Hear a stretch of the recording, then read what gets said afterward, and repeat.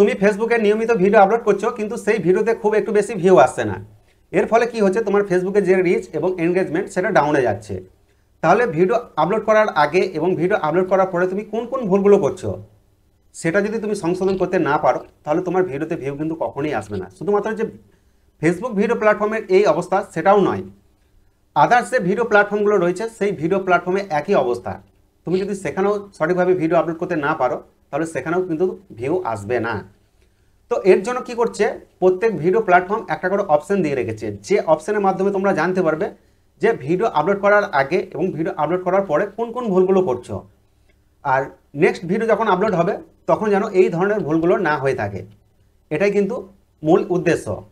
তো তুমি video upload করার আগে এবং ভিডিও আপলোড করার পরে কোন ভুলগুলো করছো সেটা তুমি কিভাবে জানবে? এর জন্য তোমরা কি করবে, তোমাদের যে মোবাইল সেই মোবাইলটাকে হাতে নেবে, মোবাইলটাকে হাতে নেওয়ার পর তোমাদের যে ফেসবুক অ্যাপ, এই ফেসবুক অ্যাপটিকে ওপেন করবে। আমি জাস্ট ফেসবুকের জন্য ভিডিও আপলোড করা দেখাচ্ছি। তো এরপর তোমাদের সামনে এই ধরনের অপশন চলে আসবে। তো তোমরা কি করবে, তোমাদের যে প্রোফাইল আইকন বাম দিকে এই অপশানে ক্লিক করবে। এই অপশানে ক্লিক করার পর তোমার সামনে এই ধরনের অপশান আসবে। তো এখানে ড্যাশবোর্ড দেখতে পাবে। তো নিচের দিকে একটু স্ক্রল করে চলে আসবে। তো সেখানে তুমি দেখতে পাবে যে তুমি রিসেন্ট যে ভিডিও আপলোড করেছো সেই ভিডিওটা।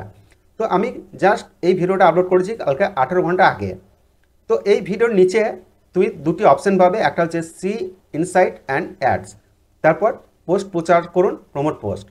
তো আমরা কি করব, সি ইনসাইট অ্যান্ড অ্যাডস এই অপশানে ক্লিক করব।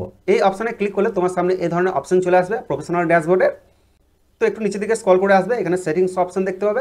তার নিচে দেখতে পাবে বেস্ট প্যারাসিটিস, এই যে অপশানটিকে দেখতে পাচ্ছ এর পাশেই দেখতে পাবে দেখো সি অল, এই অপশানে ক্লিক করবে। ক্লিক করার পরে তোমরা দেখতে পাবে অ্যাকশন টু টেক নাও।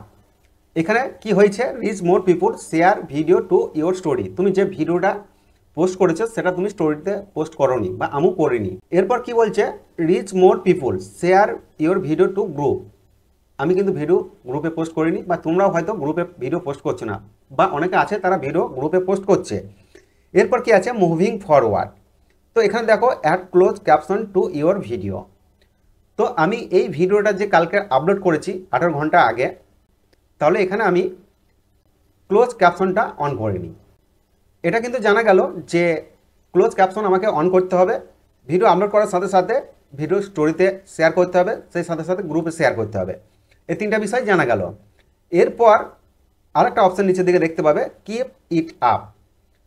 তো ভিডিওতে মধ্যে আমি কি কি ঠিক করেছি সেটাও দেখাচ্ছে। Write a description for your video, আমি ভিডিওতে ডেসক্রিপশন দিয়েছি সেটা দেখাচ্ছে। আমি ভিডিওতে হ্যাশট্যাগ ব্যবহার করেছি সেটাও দেখাচ্ছে।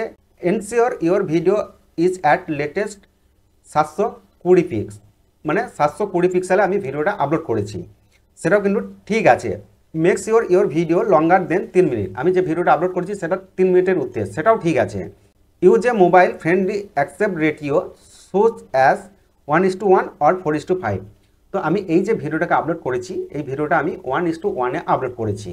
তো ফেসবুক প্ল্যাটফর্মে ভিডিও আপলোড করতে গেলে এই কতগুলি অপশন তোমাকে অবশ্যই নজর রাখতে হবে, তবে কিন্তু তোমার ভিডিওতে ভিউ আসবে।